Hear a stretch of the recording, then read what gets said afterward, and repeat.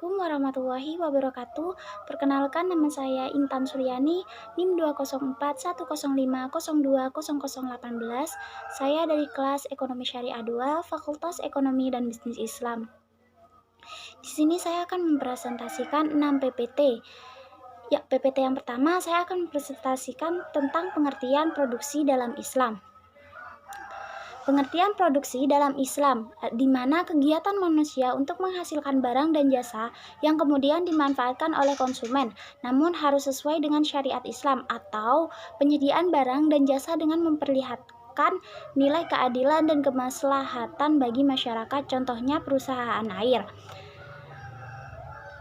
Kemudian menurut Imam Ghazali, kegiatan manusia untuk mengelola dan mengubah sumber-sumber daya yang tersedia agar mempunyai nilai yang lebih tinggi dan dapat dimanfaatkan oleh konsumen, namun harus sesuai dengan etika Islam, contohnya perusahaan mebel.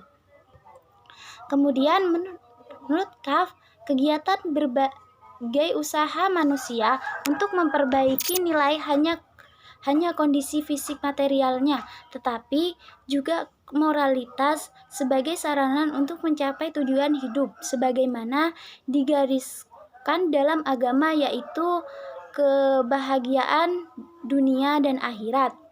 Dan penjelasan yang kedua, PPT kedua, saya akan menjelaskan tentang ruang lingkup produksi.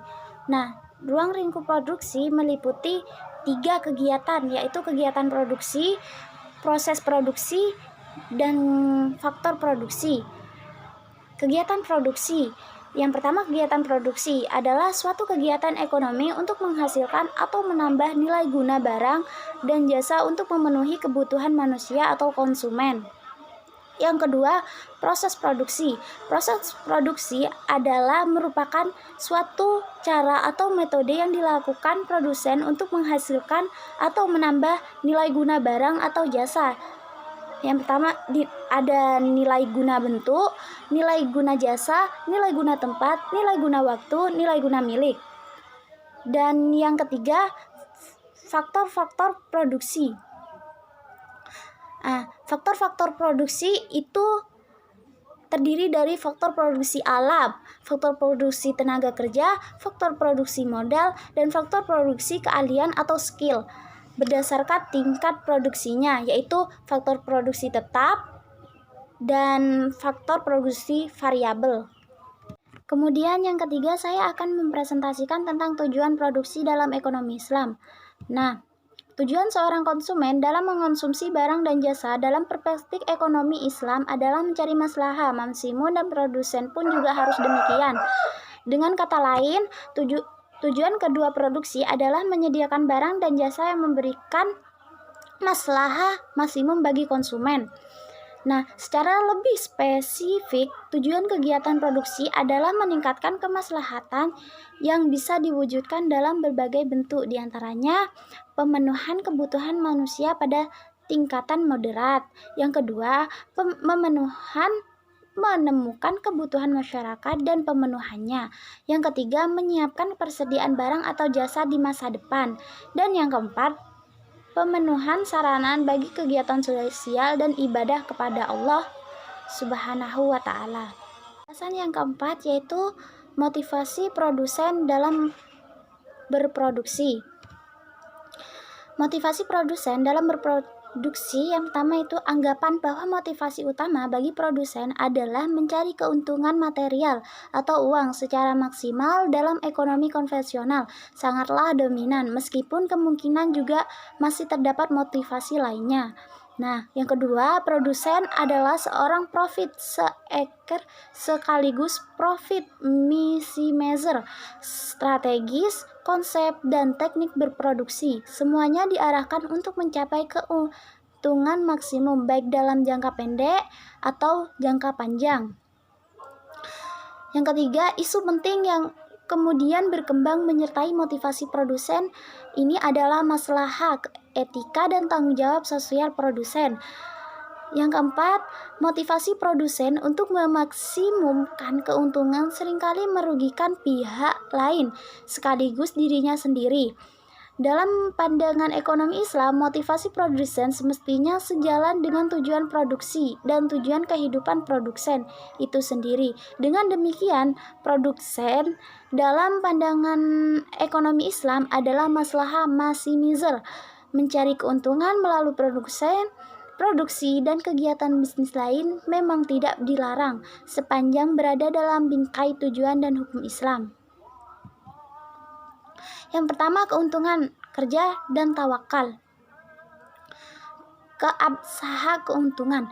Keuntungan merupakan konsekuensi dari aktivitas kerja produktif yang dilakukan seorang, sementara keuntungan itu sendiri merupakan rezeki yang diberikan Allah kepada hambanya. Kerja merupakan salah satu cara yang halalan thayyiban untuk memperoleh harta, mal, dan hak milik yang sangat dibutuhkan untuk kehidupan. Nah, ketawakalan kepada Allah seharusnya diwujudkan dalam kerja keras, sebab Allah tidak menurunkan rezekinya begitu saja dari langit.